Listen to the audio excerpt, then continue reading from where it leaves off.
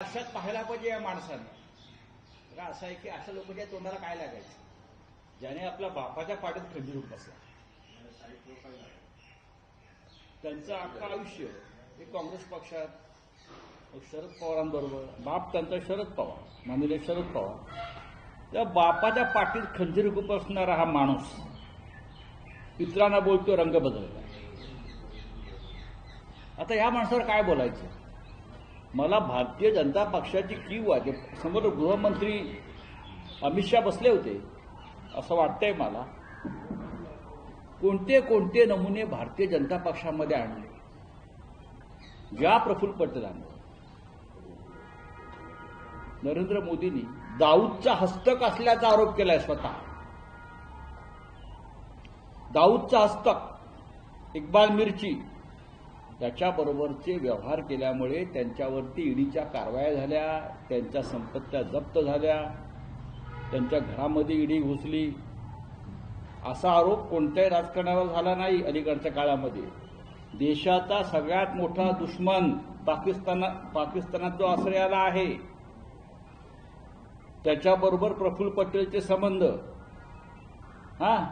म्हणजे ते दाऊदच्या पक्षात पण जाऊन आले. दाऊदच्या पक्षातून भाजपात, भाजपात का गेले तर आपली संपत्ती वाचवायला.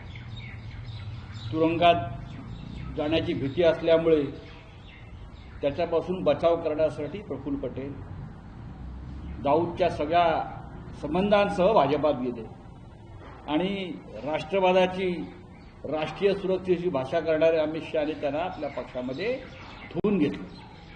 काय ते वॉशिंग मशीन.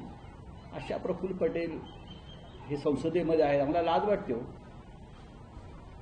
दाऊदचे हस्तक भाजपने आपल्या पक्षामध्ये घेतले आणि हे दुसऱ्यांना निष्ठेच्या गोष्टी सांगतात, रंग बदलण्याच्या गोष्टी सांगतात.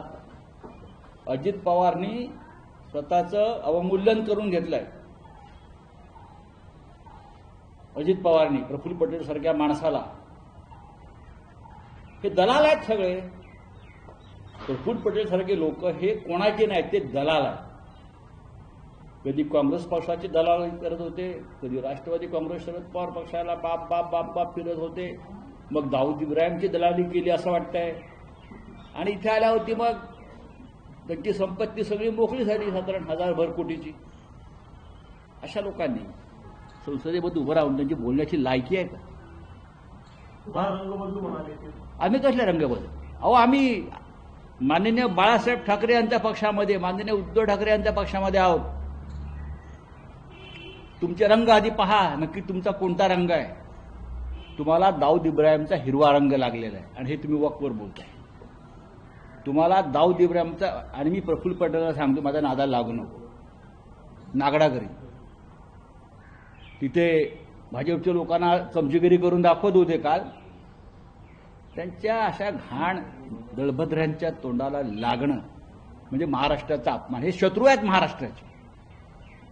कशाला उगाच तुम्ही प्रफुल्ल पटेल यांच्याविषयी आम्ही नमस्कार करतो, पण काल त्यांनी अगदी जणू काय मी आकाशातून निष्ठेचा एक मूर्तिमंत पुतळा पडलेलो आहे खाली, फार मोठा राष्ट्रभक्त आहे, अशा पद्धतीनं बघा. त्यांची जर मी इतिहास काढायला लागलो सगळा, त्यांना महाराष्ट्र सोडून जावा लागेल, मी आत्ता सांग.